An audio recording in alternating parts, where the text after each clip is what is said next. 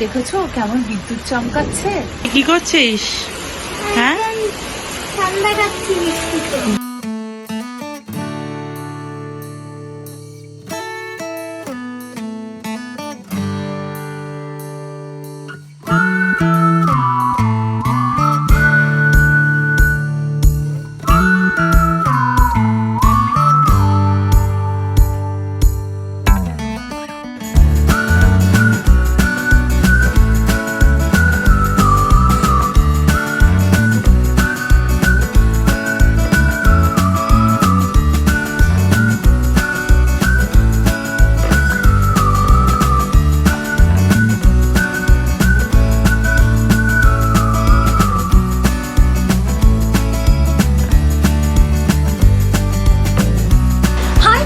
Good morning.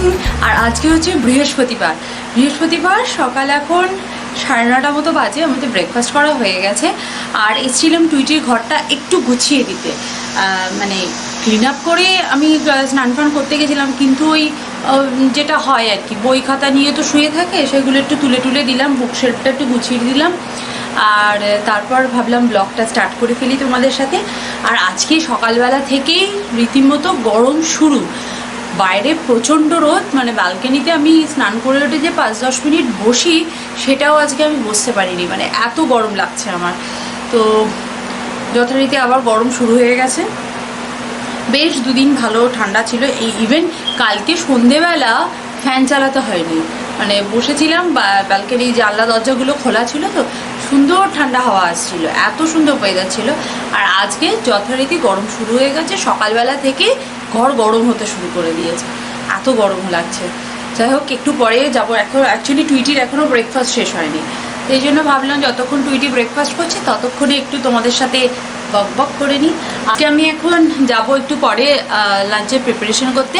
আর লাঞ্চে আজকে আমি একটা স্পেশাল জিনিস বানাবো, সেটা হচ্ছে চিংড়ি মাছ ভাপা বানাবো, কিন্তু তার মধ্যে কোনো কোকোনাট ইউজ করব না। কোকোনাট আমার কাছে আছে, কিন্তু আমি কোকোনাট দেবো না, আমি সর্ষে বাটা, পোস্ত এইসব দিয়ে বানাবো। খুব ভালো খেতে হয়, আর সেটা একদম কুইকলি, মানে 10 থেকে 15 মিনিটের মধ্যে চিংড়ি ভাপা একদম রেডি হয়ে যাবে, মানে এইভাবেই আমি বানাবো আর কি। ভীষণ ভালো হয় অ্যাকচুয়ালি। এখানে স্টিম করবার জন্য যে স্টিলের কন্টেনার বা স্টিমের যে বড় কন্টেনার থাকে, সেই সব আমার এখানে নেই। টেম্পোরারি সংসার হলে যেটা হয় আর কি, সেসব আমার নেই এখানে। তো সেই জন্য ভাবলাম কুইক ওয়েতে বানাবো। চল দেখাবো তো অবশ্যই, যে কেমন হয়েছে, কেমন করে বানাবে সেসব দেখাবো। আর কালকে একটু ডাল করেছিলাম, তো সেই ডালটা রয়েছে, সুতরাং আজকে আর ডাল ফাল করতে হবে না। আর একটুখানি সয়াবিনের তরকারি করব, কারণ হচ্ছে প্রান্তে চিংড়ি মাছ খায় না, মানে একদমই খায় না বলবো, হয়তো এক পিস খাবে, মানে এরকম। এমনিতেও অত চিংড়ি টিংড়ি খায় না, কারণ ওর অ্যালার্জি আছে, তো ওর জন্য একটু সয়াবিনের তরকারি করে দেবো। আর কালকে লাউয়ের তরকারিও করেছিলাম, কিছুটা রয়েছে, পুরোটা নেই, কিছুটা রয়েছে। আর বানাবো হচ্ছে যে আমার ফেভারিট একটা রেসিপি, সেটা হচ্ছে লাউয়ের খোসা ভাজা। ওটা তো আমার ভীষণ ফেভারিট, ভীষণ। তো যাই হোক, এক এক করে অনেক কিছু, একটু করে অনেক কিছু রান্না করতে হবে। আর লাউয়ের খোসা ভাজা করতে বেশ কিন্তু সময় লাগে, সেই জন্য ভাবছি একদিকে ভাপাটা বসিয়ে দিয়ে তারপর লাউয়ের খোসা ভাজাটা বসাবো। এত গরম না, মানে রান্না করবো তো ভাবছি, কিন্তু এত গরমে না ইচ্ছেও করছে না, মানে খেতে তো ইচ্ছা করে, জানো আমি খাদ্য রসিক, কিন্তু গরমে রান্না করতে ইচ্ছা করছে না। কাশ কেউ রান্নাটা করে দিত, তাহলে তো খুব ভালোই হতো, কিন্তু কিছু করার নেই, খেতে হলে নিজেকেই রান্না করে খেতে হবে, সে যতই অসুবিধা হোক না কেন। টুইটির ঘরে এই গাছটা অদ্ভুত শেপে বাড়ছে, মানে গাছটাকে আমি যত সোজা করে দেওয়ার চেষ্টা করছি যে সোজাভাবে বাড়, ও সোজা না, ও বেকার দিকে বাড়ে। অ্যাকচুয়ালি গাছটা এইভাবে থাকে তো, আর জানলাটা এইদিকে, রোদটা মনে হয় এইদিকে পায় বলে ও এইদিকেই বেঁকে যাচ্ছে। আমি কত কাঠিমাটি দিয়ে এদিক ওদিক করে সোজা করে রাখার চেষ্টা করছি, ও সোজা থাকছে না, ও খালি বেঁকে জানলার দিকেই চলে যাচ্ছে। এটা স্বাভাবিক, আমরা যখন ঘরে বন্দি তখন কিন্তু আমাদেরও মনে হয় না যে বাইরের দিকে, গাছের দিকে তাকাচ্ছি, রাস্তার দিকে তাকাচ্ছি, কবে আমরা স্বাধীনভাবে ঘুরতে পারবো। সেরকমই ও চাইছে বাইরে ঘুরতে যেতে। আমি চলে এসেছি কিচেনে, আর প্যানটার মধ্যে আমি একটু সর্ষে তেল দিয়ে দিয়েছি। সর্বপ্রথম এই লাউয়ের খোসা ভাজাটা করব।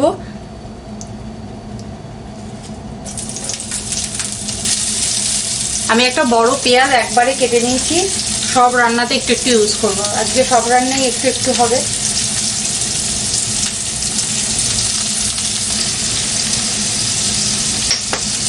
আর এই ভাজাটা না খুব লো ফ্লেমে রান্না করতে হবে, যত লো ফ্লেমে রান্না হবে তত ভালো হবে। আর এখন আমি একটু আগে টুইটির ঘরটা ক্লিন করছিলাম, ওই এক বস্তা ভুলভাল কাগজ বের করলাম। ওই সব এঁকে ফেঁকে রেখে দেয় কাগজের পাতাগুলো নিয়ে, সেগুলো সব ঘুরে ঘুরে ক্লিন করলাম। ও ড্রয়িং করার যে একটা ফোল্ডার আছে, ড্রয়িং করে করে ফোল্ডারের একটা ফোল্ডার উপচে পড়ে যাচ্ছে, এত কাগজ। দেখা এক বস্তা কাগজ বের করেছি। এটা ততক্ষণ হতে থাকুক। আর আমি বলে দিচ্ছি যে চিংড়ি মাছ ভাপাটা করবার জন্য আমি কি কি করছি। চিংড়ি মাছ ভাপাটা করবার জন্য আমি এখানে সর্ষে আর পোস্ত সম পরিমাণে নিয়েছি। পোস্তর পরিমাণটা একটু বেশিই নিয়েছি। 2টো কাঁচা লঙ্কা নিয়েছি, আর এটার একটা মিহি পেস্ট আমি বানিয়ে নেব। আর লাগবে তো চিংড়ি মাছ, সেটা তো আছেই। আগে আমি এটার পেস্ট বানিয়ে নিই, তারপর আমি এক এক করে বলছি। চিংড়ি মাছ ভাপাটা বানানোর জন্য অবশ্যই লাগবে চিংড়ি মাছ। আর এখানে আমি পোস্ত আর সর্ষে, পোস্তর পরিমাণটা একটু বেশি দিয়ে 2টো কাঁচা লঙ্কা দিয়ে আমি বেটে রেখেছি। আর লাগবে কালারের জন্য একটুখানি হলুদ, টেস্টের জন্য সল্ট, আর একটা আমি কাঁচা লঙ্কা ওপর দিয়ে দেবো, তোমরা যতগুলো খুশি দিতে পারো। আর হচ্ছে এখানে মাস্টার্ড অয়েল। আমি সর্বপ্রথম কি করব, এই যে চিংড়িগুলো আছে, ফার্স্ট অফ অল চিংড়ির মাথা যেগুলো থাকে সেগুলোকে কেটে ফেলে দিতে হবে। যদি চিংড়ি মাছের ঝোল করো তাহলে একমাত্র মাথাগুলো ভালো লাগে, কিন্তু ভাপেতে কিন্তু মাথাটা ভালো লাগবে না। আর এই চিংড়ি মাছের পিঠে যে একটা শিরদাঁড়া একটা অংশ থাকে, এই যে এই পাটটাকেও কিন্তু কেটে পরিষ্কার করে নিতে হবে। এই চিংড়ি মাছটাকে ধুয়ে শুকনো করে নিতে হবে। আর আমি একটা নিয়ে নিয়েছি মাইক্রোওয়েভ প্রুফ বোল। আর এই বোলের মধ্যে সর্বপ্রথম একটা এই চিংড়ি মাছগুলো সব এক এক করে অ্যাড করে দিতে হবে।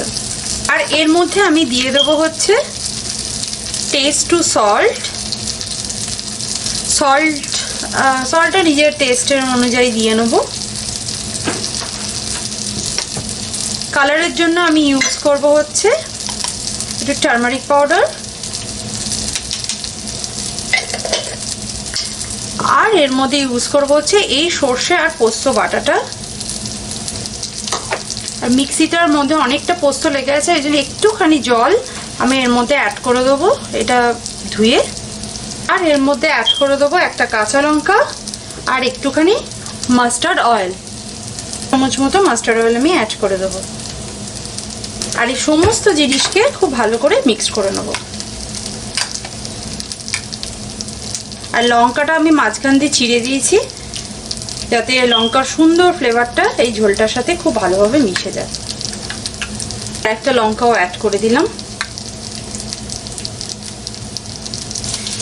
এরপর আমি এইটাকে মাইক্রোওভেনে নর্মাল মোডে দিয়ে 10 থেকে 12 মিনিট এটাকে বেক করে নেব। বেক করবো না, মানে জাস্ট ভাপে আর কি, গরম করে, যে মোডে আমরা জেনারেলি খাবার গরম করি সেই মোডে আমি এটাকে দিয়ে দেব। আর প্রথমে আমি 10 মিনিট দিচ্ছি। 10 মিনিট পরে আমি একবার চিংড়িগুলোকে চেক করব, যদি ভালো করে সেদ্ধ হয়ে গিয়ে থাকে তাহলে আর দেওয়ার দরকার নেই। আর যদি সেদ্ধ না হয়ে থাকে তাহলে আরও 2-3 মিনিট দিতে হতে পারে। এটা ডিপেন্ড করছে টাইমটা কতটা দেবে, কতটা চিংড়ি আছে তার উপর ডিপেন্ড করছে। সো চলো এটাকে এখন মাইক্রোওভেনে নিয়ে যাই।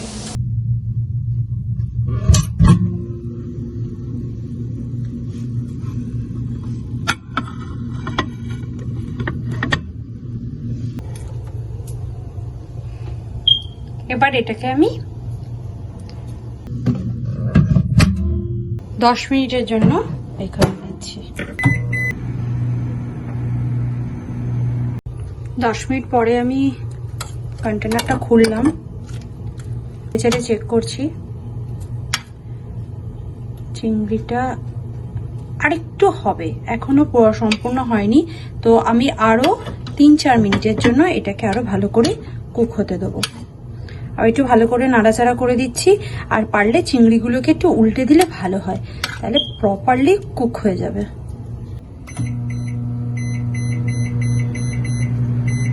আমি আরো 4 মিনিটের জন্য দিয়ে দিলাম।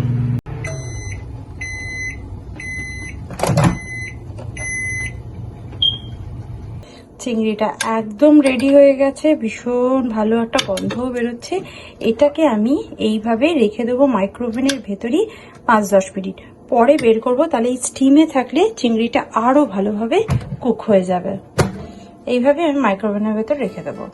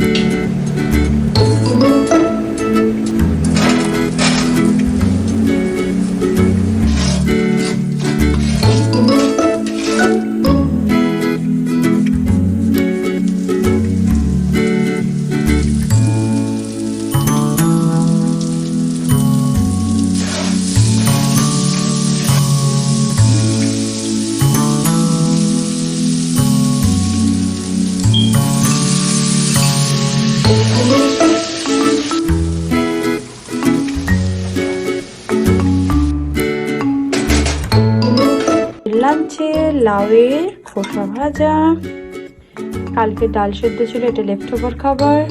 আর এখানে নিয়েছি চিংড়ি ভাপা, এটা দেখেই অসাধারণ লাগছে, খেতে তো অসাধারণ আমি জানি। এটা লাউয়ের তরকারি, এটা লেফট ওভার ছিল। আর হচ্ছে এখানে সোয়াবিনের তরকারি, আর যথারীতি প্লামের চাটনি। প্লামের চাটনি বানালে 1 সপ্তাহ মিনিমাম। খুব ভালো খেতে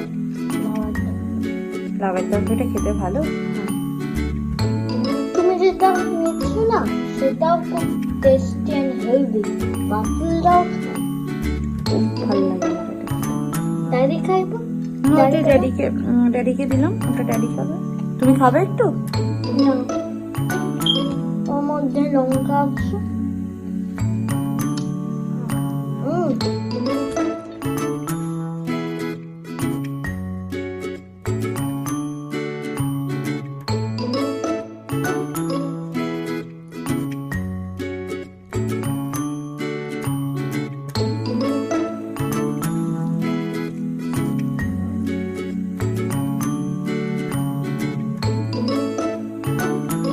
গাঁদা গাছে আর একটা ফুল ফুটতে চলেছে, এই দেখো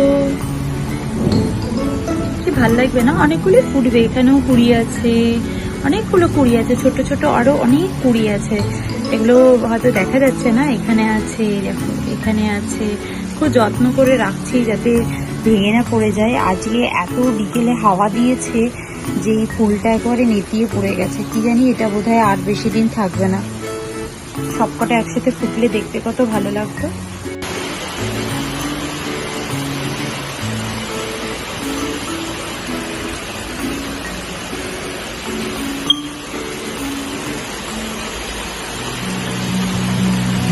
কি করছিস?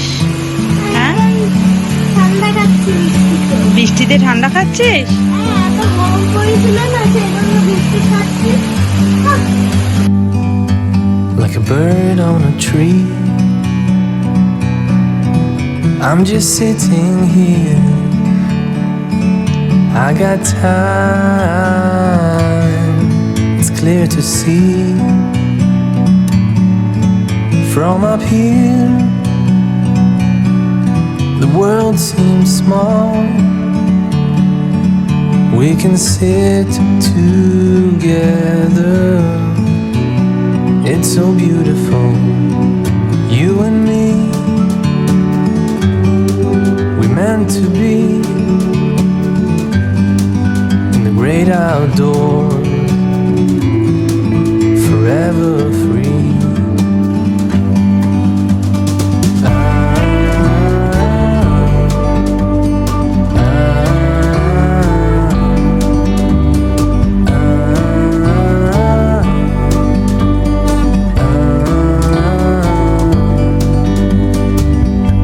Sometimes you need to go,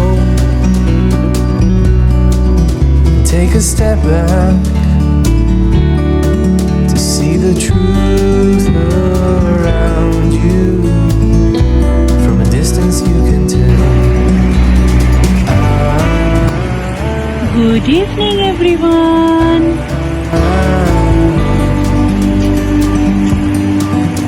You and me were meant to be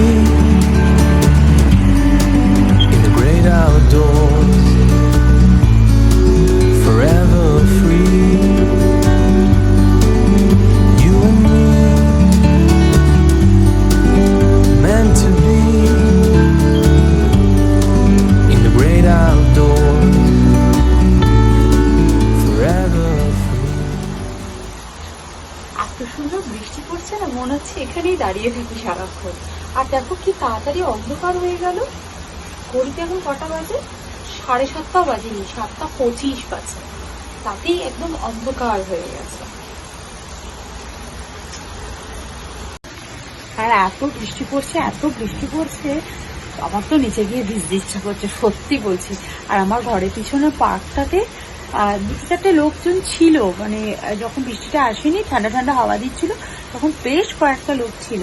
আর যেই বৃষ্টি পড়েছে, আর পার্কে একটা পিকনিক করা বা বসে থাকার জন্য একটা সিট করা আছে না, ওগুলোকে কি বলে একটা, যাই হোক, সেইখানে দেখি সমস্ত লোকজন জড়ো হয়ে গেছে। দেখলাম অনেকগুলো লোক তার মানে আশেপাশে ছিল। যেই দেখেছে বৃষ্টি হয়েছে, ওইখানে দৌড়ে পালিয়ে যেতে চায়। আর এখন বৃষ্টিতে ভেজাটাও তো ডেঞ্জারাস না, যদি বৃষ্টিতে ভেজে কেউ আর জ্বরটা আসে তাহলেই হয়ে গেল। আর এই ওয়েদারে না ভীষণ গলা ব্যথা। আর আমার যেহেতু একটু টনসিলের ধাত আছে, এই বৃষ্টিতে বেশি ভিজলে বা হলে ভীষণ টনসিলে ব্যথা হয় ভীষণ। আর এত সুন্দর বৃষ্টি পড়লে না আমি নিজেকে ঘরে আটকে রাখতে পারি না। মনে তো হয় একটু গাড়ি করে ঘুরে আসি বা একটু এদিক ওদিক যাই, কিন্তু কিছু করার নেই। এখন বাইরে যাওয়ার তো কোনো প্রশ্নই উঠছে না। ওই জন্য এডিটিংটা জাস্ট শেষ করেছি, আর শেষ করেই আমি পালিয়ে এসেছি একটুখানি বাইরে দেখতে। তো ভাল লাগছিল। আর যখন চা খাচ্ছিলাম তখন বৃষ্টিটা পড়ছিল না। তখন যদি চা খেতাম বৃষ্টিটা পড়তো, তাহলে তো ব্যালকনিতে বসে এই চাটাকে এনজয় করতে পারতাম। আর আজকে আমার ডিনার বানানোর সেরকম কিছু নেই। মানে রুটিটা মানে বানাতে তো হবে, মানে কড়াই আছে আর কি। সকালবেলা সয়াবিন আলুর তরকারি করেছিলাম, সেটা তো মানে টুইটি আর প্রান্তিক খেয়েছে, খুবই সামান্য খেয়েছে আর কি, সেটা পুরো ধরা আছে। আমার তো দেখে মনে হচ্ছে কালকেও ওই তরকারিটা দিয়ে খাওয়া হয়ে যাবে। তো সেই তরকারি রয়ে গেছে, সেটা দিয়ে ভাবছি ডিনার করে ফেলবো। রুটিটা শুধু করতে হবে। রুটির আটাটাও মাখা আছে, কালকে আটা করেছি মেখেছিলাম, সে আটাটাও মাখা আছে। তো আজকে বিশেষ রান্নাবান্না কিচ্ছু নেই। সন্ধ্যেবেলাটা একদম ফ্রি। এটা ভাবলেই আমার খুব ভালো লাগে যে সন্ধ্যেবেলা ফ্রি, রান্না করতে হবে না। আর না, আগেও না আমি রান্না বান্না করতাম না। আমি দুপুরবেলায় সব মানে সকালবেলা যখন লাঞ্চ বানাতাম তখনই আমি ডিনারের প্রিপারেশনটা করে রাখতাম। আমার মাথার ওপর দিয়ে ওই গাছটা ঝুলছে। কিন্তু কি বলতো, এই লকডাউন চলাকালীন তখন মনে হতো সন্ধ্যেবেলাটা বসে থাকবো, কিছু একটা বানাই এই কিছু একটা বানাই করতে করতে ডিনারটা বানিয়ে ফেলতাম। আর এখন যত দিন যাচ্ছে আমি বলছি যে লাস্ট বোধহয় আমি কিছু রিভিউ করছিলাম আমার চ্যানেলে, তখন আমি দেখছি আরে বাবা, এ তো জিমে যাওয়ার ভিডিও। তখন দেখছি প্রায় 5 মাস আগেকার ভিডিও। আমি দেখতে দেখতে 5 মাস হয়ে গেল আমরা বাড়িতে, মানে মার্চ মাসের এন্ড থেকে বাড়িতে। এপ্রিল, মে, জুন, জুলাই, আগস্ট হয়ে গেল, প্রায় 5 মাস। আমরা 4.5 মাসের ওপর, মানে 5 মাস বাড়িতে। মানে কিভাবে যে কেটে গেল বুঝতে পারছি না। দিনটা যে ছোট মনে হচ্ছে তাও না, দিন কেটেই যাচ্ছে, কাজের তো কিছু কমতি নেই। আর যে 15 দিন ঘরে থাকতে হবে বলেছিল, সেই 15 দিন বাড়তে বাড়তে 5 মাস হয়ে গেল। ও বাবা, ভাল লাগছে না, কবে যে ঠিকঠাক হবে। জানো তো, এবার আমার ইন্ডিয়াতে যাওয়ার কথা ছিল দুর্গাপুজোর সময়, যে এবার দুর্গাপুজোতে আমরা ইন্ডিয়াতে গিয়ে কাটাবো। বহু বছর ইন্ডিয়াতে গিয়ে দুর্গাপুজো কাটানি। আর যেহেতু আমার বাড়ি কলকাতাতে এবং আমার বাড়ির সামনে একটা বড় পুজো হয়, বড় মানে বেশ বড় পুজো হয়, সেই জন্য আমার বাড়িটা ভীষণ মিস করি আমি এই দুর্গাপুজোর টাইমটা। আর এবার ভেবেছিলাম দুর্গাপুজোর সময় যদি প্রান্তিক 1 মাসের ছুটি নাও পায়, ও যতদিনে ছুটি পাবে ও ততদিনের জন্য যাবে, আমি আর টুইটি অ্যাটলিস্ট 1.5-2 মাসের জন্য চলে যাব। আমরা আগে চলে যাবো, প্রান্তিক পরে যাবে, দিয়ে আমাদের একসাথে নিয়ে চলে আসবে, মানে এটাই প্ল্যান করেছিলাম। আর দেখো কোথা থেকে করোনা চলে এলো, পুজো আচ্ছা কিছু হবে কিনা সন্দেহ আছে, আর যেতেই তো পারবো না, সব থেকে বড় কথা। আর গিয়ে ওই কলকাতায় গিয়ে সেই ঘরের মধ্যেই বন্দি, সুতরাং কোনো লাভ নেই কলকাতায় এখন পুজোতে গিয়ে। খুব মিস করি কলকাতাকে, পুজো বিশেষ করে পুজো, মানে আমি তো মিস করি সবসময়, আর পুজোর সময়টা আমি বেশি মিস করি কলকাতাকে। দেখো এবছরও কলকাতা যেতে পারবো না, দেখা যাক কবে লাভ আবার দুর্গাপুজোকে এনজয় করবো কলকাতাতে, খেয়ে জানে। এই কপালে যদি লেখা না থাকে না, কিচ্ছু হয় না, কিচ্ছু না। ওই জন্য আর কপালের আশায় বসে থেকেও কিন্তু কিছু হয় না, চেষ্টাও করতে হবে আর খানিকটা কপালের উপরও নির্ভর করতে হবে। দেখেছো কেমন বিদ্যুৎ চমকাচ্ছে, ভীষণ বিদ্যুৎ চমকাচ্ছে। তো চলো আমি যাব এখন একটু সন্ধে দিতে। আর টুইটি একটু ঘরদোর গুলোকে মেস করে ফেলেছে, টুইটির একটু আগে ক্যারাটে ক্লাসটা শেষ হয়েছে, তাই জন্য ল্যাপটপে এখন একটু গেম খেলছে না, ভিডিও দেখছে। আমি ওকে ল্যাপটপে সারাদিনে অ্যাটলিস্ট আমি বলছি 9 টিভি দেখবে, 9 ল্যাপটপে ভিডিও দেখবে। তো চুজ করেছে ল্যাপটপে ভিডিও দেখবো আজকে, সেই জন্য 20 মিনিটস ওকে দেখতে দিয়েছি। আর 20 মিনিটস অলমোস্ট ওভার হয়ে গেছে, কারণ 6:30 থেকে 7টা অবধি ও ক্যারাটে ক্লাস হয়েছে, 7:05 অবধি ক্যারাটে ক্লাস হয়েছে, আর এখন 7:25 হয়ে গেছে। তো 20 মিনিটস ওভার হয়ে গেছে, 20 প্রায় 26-7 মিনিটস হয়ে গেছে। তো চলো আজকের মতো বিদায় জানাই, আবার দেখা করবো কালকে একটা নতুন ভিডিও নিয়ে। আর আমার চ্যানেলটাকে সাবস্ক্রাইব করতে ভুলো না, নিচে সাবস্ক্রাইব বাটনটা আছে, অবশ্যই ক্লিক করে দিও, আর আমার এই ছোট্ট ফ্যামিলির একটা সদস্য হয়ে যাও। দেখা করবো কালকে আবার নতুন একটা ব্লগ নিয়ে, ততক্ষণের জন্য bye bye, see you in next video, bye.